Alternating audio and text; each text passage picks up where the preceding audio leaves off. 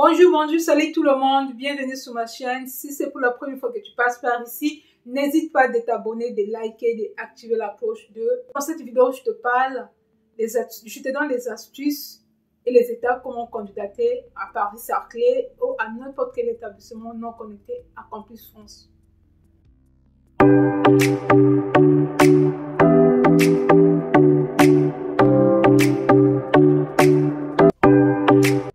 Tu as peut-être candidaté dans plusieurs établissements pendant la procédure Campus France, mais tu n'as pas eu l'avis favorable. Tu as eu des refus partout. Essaie de comprendre pourquoi tu as eu des refus, quelles sont des erreurs qui a fait amener à avoir plus de refus. Est-ce que ce sont des mêmes erreurs, des mêmes types qui reviennent à tout moment? En fait, d'évaluer en mieux la situation pour procéder maintenant à prendre l'inscription à Paris-Saclay ou à Université Panthère des Alsace 2 ou encore au KINAM, Observatoire National des Arts et des Métiers, ou encore d'autres établissements privés que j'ai cités dans une vidéo qui vient de sortir. Tu vas essayer de comprendre tout ça. Tu peux maintenant choisir ton université, là où tu veux candidater pour les établissements non connectés. Pour Paris-Saclay, il faut cibler plus les formations licence master. Parce qu'ils produisent plus ceux qui sont en licence master. En plus, il faut avoir une lettre de recommandation par l'un de tes profs qui t'ont déjà enseigné dans le passé. Tu cherches un enseignant de référence, tu vas lui demander de faire une lettre de recommandation et de mettre ses coordonnées, l'adresse mail, peu importe, mais de mettre vraiment ses coordonnées. Et avec cette lettre, tu mets dans ton dossier. C'est très important. Et tu choisis la formation. Le choix de la formation. Quand tu fais le choix de la formation, va sur l'onglet formation. Par exemple, à Paris-Saclay, tu vas sur l'onglet formation administration. Tu cliques sur cette formation administration. Tu vas voir les prérequis de la formation, les débouchés de la formation, les conditions de démissibilité de cette formation. C'est très important cette partie-là. Parce que tu vas mettre en lien si tu as vraiment les prérequis demandés à cette formation.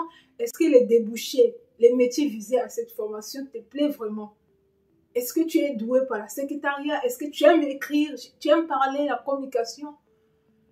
Tu vois vraiment les bases demandées à cette formation. Essaie de regarder si tu as déjà fait les stages dans le passé. Est-ce que tu as fait des stages dans le domaine ou dans les prérequis demandés?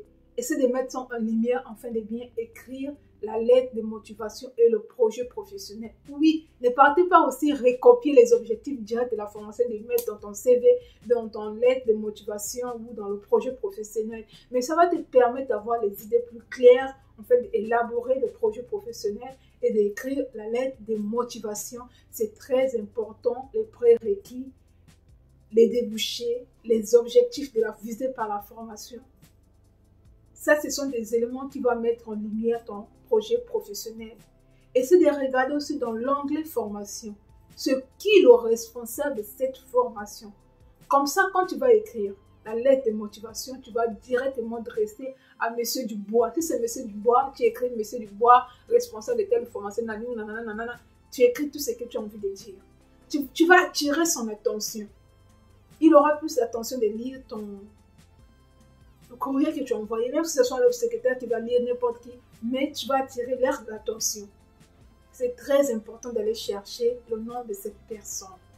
Et quand tu as fini tout ça, tu élabores bien ton lettre de motivation.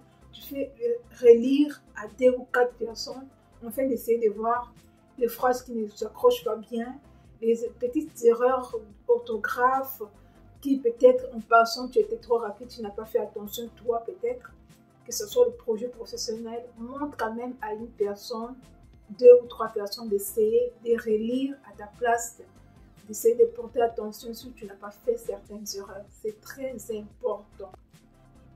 Et tu viens à l'étape suivante, c'est de mettre en place ton dossier, le relevé des notes, les diplômes, l'aide de motivation, le projet professionnel, tout ça là, tu le scannes dans le même fichier. Tu regardes quels sont les kilos recommandés, quel format recommandé par rapport à ta formation, par rapport à la dossier avant de soumettre ton dossier. Parce qu'il y a des gens qui, au moins, ils mettent par exemple 2 fichiers, 3 fichiers. Non. Tout ça, tu le mets dans le même fichier, la lettre de recommandation, tu candidates. Tu vas attendre la réponse de l'établissement. Ils vont siéger sur ton dossier. Si ton dossier est bien, ça va passer. Une fois que tu as l'avis favorable, tu passes à l'étape suivante, c'est d'aller Campus France, d'aller voir les agents de Campus France.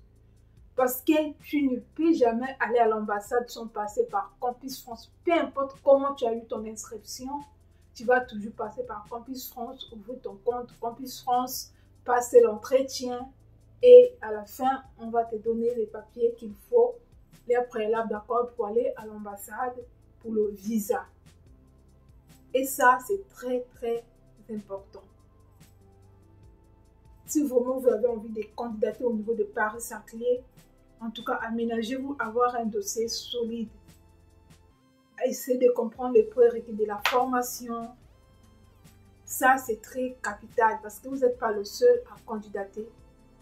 Et ce n'est pas les mêmes critères d'exigibilité avec d'autres établissements. Parfois, c'est encore plus serré. Les étapes, c'est différent avec Campus France. Ce qui fait la procédure Campus France, vous commencez par Campus France, après vous soumettez votre Campus France va faire le lien avec l'établissement. Mais par contre, là, vous commencez avec un établissement non connecté. Après, à la fin, vous allez à Campus France, après l'ambassade. Donc, vous voyez, le schéma est un peu différent. Donc, les universités connectées et non connectées.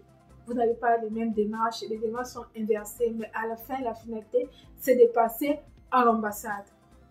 Donc, la lettre des recommandations, ça, c'est vraiment très important dans les universités publiques, même si ça soit privé. Si vous avez la possibilité de le mettre dans votre dossier pour les établissements non connectés à Campus France, faites-le.